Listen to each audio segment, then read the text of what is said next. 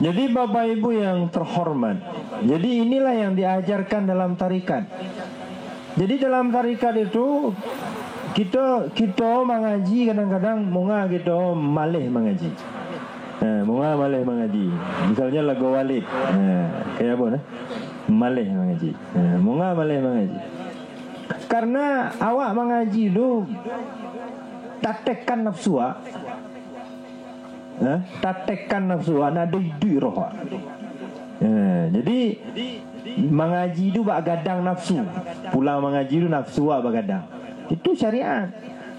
Tapi kalau mengaji tarikat bukan seperti itu. Mengaji tarikat itu bawa bagaimana nafsu itu bak tatekan nafsu. Bau pas kaji itu. Tapi kalau justru kita mengaji justru membesarkan hawa nafsu, berarti kaji itu nak ada pas. Jadi ba'atoh kaji yang pas dalam mengaji itu bak tatekan nafsu waru, bau pas kaji. Jadi dek nanik bana ditekan-tekan nafsu lu memalih dia mengaji. Lagu walid kita mengaji lah tatekan nafsu. Lah tatekan nafsu. Jadi itu. Jadi apa tujuan mengaji? Tujuan mengaji itu untuk memperkecil nafsu, hawa nafsu. Untuk memperkecil keinginan-keinginan nafsu. Untuk memperkecil ananiah nafsu. Jadi ini tujuan mengaji itu. Sehingga mengaji itu bermanfaat.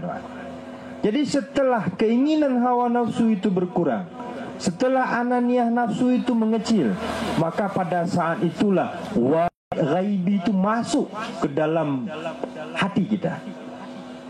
Pada saat itulah warid ghaibi itu masuk, semakin kuat masuk dia ke dalam roh kita. Warid ghaibi itu masuk ke dalam sir kita. Maka akan terjadilah sebuah kedahsyatan di dalam hati kita. Apa dahsyat? Kita tidak lagi melihat keindahan selain keindahan guru kita. Kita tidak lagi melihat cahaya selain cahaya guru kita. Maka seorang murid tidak akan mendapatkan fuyuzat daripada gurunya kalau di dalam hatinya masih melihat cahaya lebih besar daripada cahaya gurunya. Maka inilah yang disebut dengan kedahsyatan. Maka inilah yang disebut dengan waridul ghaibi. Sehingga dia merdeka daripada alam. Bagaimana merdeka daripada alam? Tidak terikat kita dengan alam. Tidak takut kita si bulan benci kepada kita. Kita tidak takut. Si bulan mau pe awak, no problem. Si bulan tidak suka kepada kita, tidak jadi masalah. Asalkan guru kita suka kepada kita. Asalkan guru kita tidak pernah melupakan kita. Semua alam ini boleh lupa kepada kita. Semua alam ini boleh melihat kita dengan sebelah mata. Tetapi mudah-mudahan guru kita tidak pernah melupakan kita. Jadi ini yang dikatakan waridul ghaibi. Apa yang dinyanyikan oleh murid-muridnya Rasulullah sallallahu alaihi wasallam? Apa kata beliau? Saya tidak mengatakan sahabat pada malam ini. Saya mengatakan murid-murid. Apa yang dikatakan oleh murid-murid Rasulullah sallallahu alaihi wasallam? Anta nurun, anta badrun, anta syamsun. Babah iramai babah. Anta kecil lagi. Anta syamsun, anta badrun, anta nurun fawqa nur. Ini selama upaya awak penting je berancak suara tu. Kalau suara lagu kambing macam lantai batu, mana rancak suara balik sikit daripada suara abun. Kan? Daripada suara abun rancak suara balik sikit. Selama mana kan? Jadi bapak-bapak, ibu-ibu yang terhormat, ini adalah ungkapan yang diungkapkan oleh murid-murid Rasulullah sallallahu alaihi wasallam.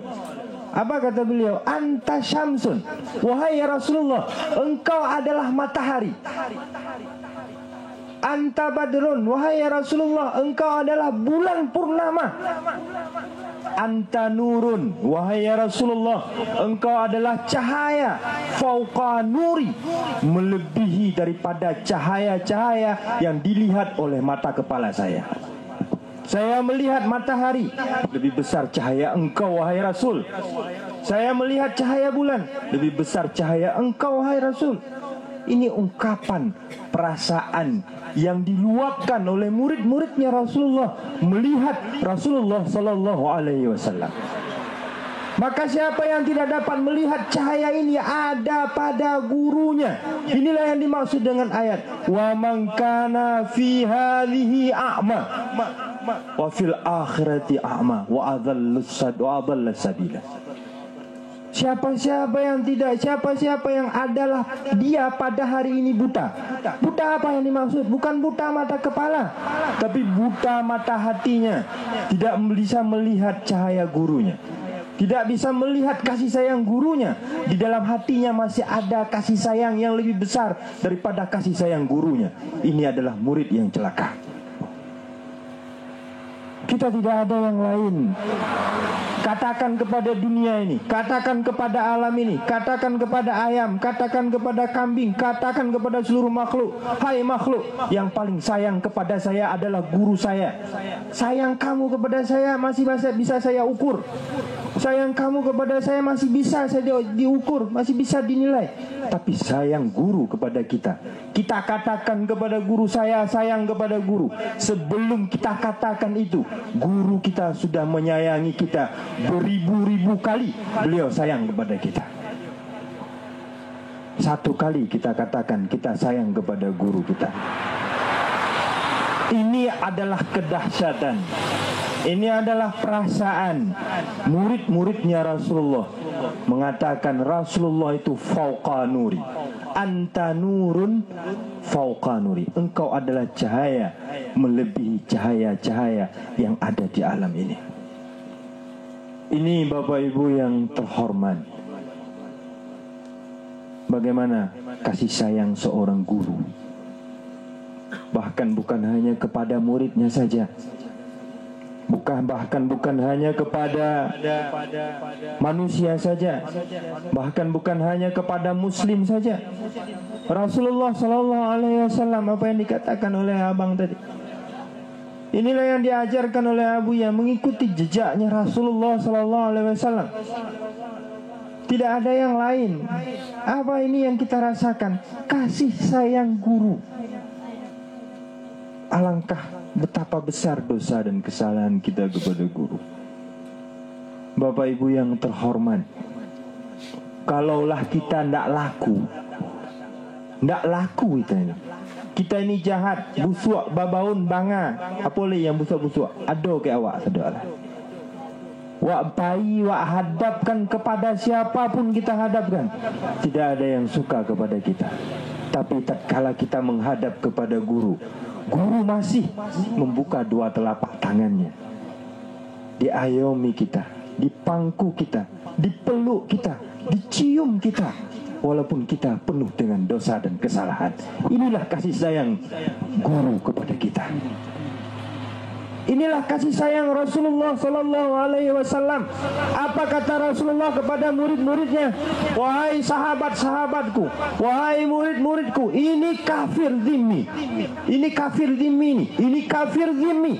Tahu enggak kalian ini kafir zimmi? Siapa yang ganggu ini kafir zimmi, sama dengan kalian ganggu saya. Itu yang dikatakan oleh Rasulullah sallallahu alaihi wasallam. Beliau menebarkan kasih sayang.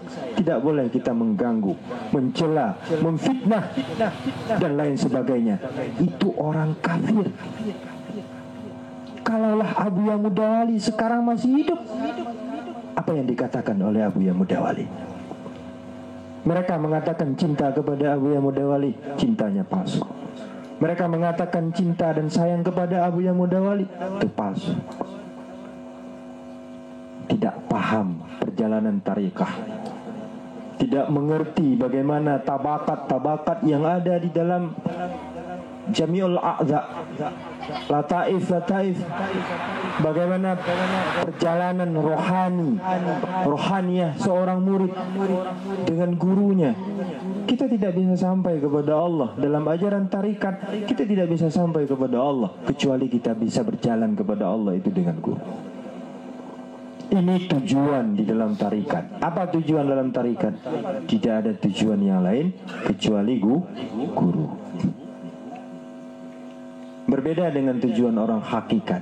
Apa tujuan orang hakikat? Tidak ada tujuan yang lain kecuali Allah. La mawjuda bihaqqin illallah, la maqsuda bihaqqin illallah. Jadi ini Bapak Ibu yang terhormat, sekarang nak dolai lambuak-lambuak. Pak Mukim pun jadi lambuak leh. 2005, kini 2020 lah 15 tahun. Bagani Pak Mukim tinggal je. Nada pun lambuak-lambuak leh. Sekarang katakan cinta kepada Abuya, buktikan. Pernah kita lapar demi untuk Abuya? Siapa tunjuk tangan? Tidak ada. Kalau nampak Abuya main bawa awak kalau ambo tengah makan nanti dulu sekejap. Awak suah gua awak menanti awak. Apakah itu dikatakan murid yang beradab? Tidak. Sebenarnya kalau gua main bawa awak tengah makan, tinggal di makan tu, peju. Kalau awak tengah lalok, tinggal di lalok. Iya bu. Awak tengah lalok, tinggal di lalok. Jadi buktikan sekarang. Pernah kita lapar karena untuk guru? Pernahkah kita sakit untuk guru? Pernahkah kita menahan lapar untuk guru? Sebagaimana apa yang dirasakan oleh Rasulullah Sallallahu Alaihi Wasallam. Kalau Rasul kepada umatnya, Rasul kepada sahabatnya, Rasul kepada murid-muridnya, hari ini itulah yang dirasakan oleh Abuya. Abuya demi untuk muridnya, demi untuk sahabat-sahabatnya, demi untuk kita, demi untuk umat, Abuya sudah merasakan semua itu adalah untuk kita. Abuya menahan lapar untuk siapa? Untuk kita. Abuya menahan dicela untuk siapa? Untuk kita. Abuya rela difitnah untuk siapa? Untuk kita, bukan untuk beliau. Beliau tidak perlu lagi cari apa-apa di dunia ini. Beliau tidak perlu lagi cari apa-apa untuk dirinya. Tapi beliau, semuanya yang beliau lakukan itu adalah untuk kita. Ini Bapak Ibu yang terhormat. Makanya hari ini ini dikatakan apa namanya, waridul ghaibi.